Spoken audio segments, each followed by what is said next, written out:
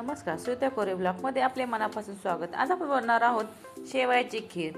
शेवयाची खीर ही सण समारंभ किंवा जेवणानंतर गोड म्हणून ही खीर खाल्ली जाते। ही खीर चवीला अप्रतिम आणि मलाईदार लागते। सर्वांनाच ही खीर खूप आवडते। आमच्याकडे ही खीर नैवेद्यासाठीही बनवली जाते। ही रेसिपी तुम्ही शेवटपर्यंत पहा आणि तुम्हाला ही रेसिपी कशी वाटली ते मला कमेंटमध्ये सांगा। व्हिडिओ आवडल्यास लाईक नक्की करा। चला तर मग आपण रेसिपीला सुरुवात करू। मी इथे 1 कप शेवया घेतलेल्या आहेत।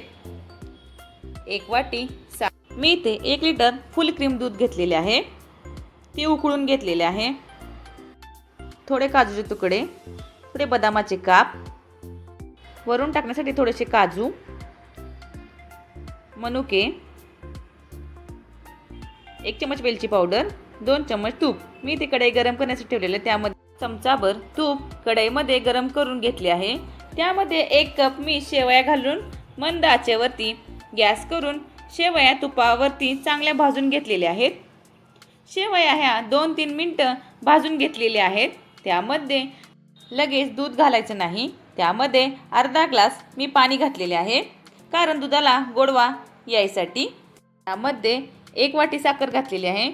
जसे तुम्हाला गोड आवडते तसे तुम्ही साखर कमी जास्त करू शकता।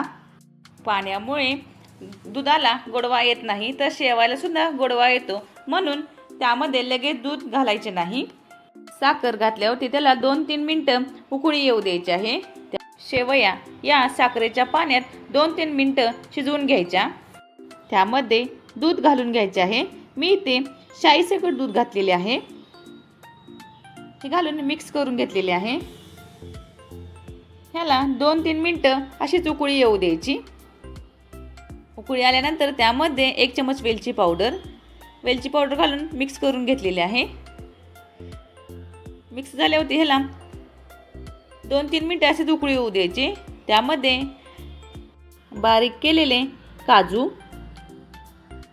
बारीक केलेले बदाम, थोडेसे मनुके घालून मिक्स करून घेतलेले आहे। ह्याला 2-3 मिनिटं अशीच उकळून येऊ द्यायची। तुम्ही बघू शकता जी कन्सिस्टन्सी कशी झालेली आहे।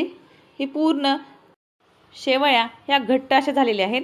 तयार आहे आपली शेवयाची खीर। ही खीर तुम्ही सणासाठी किंवा इतर गोड खावेसे वाटेल त्यावेळी तुम्ही ही बनवू शकता। जर तुम्हाला ही रेसिपी आवडली असेल तर लाईक करा, कमेंट करा आणि सबस्क्राईब। अशाच छान छान रेसिपीसाठी आपण पुन्हा भेटू।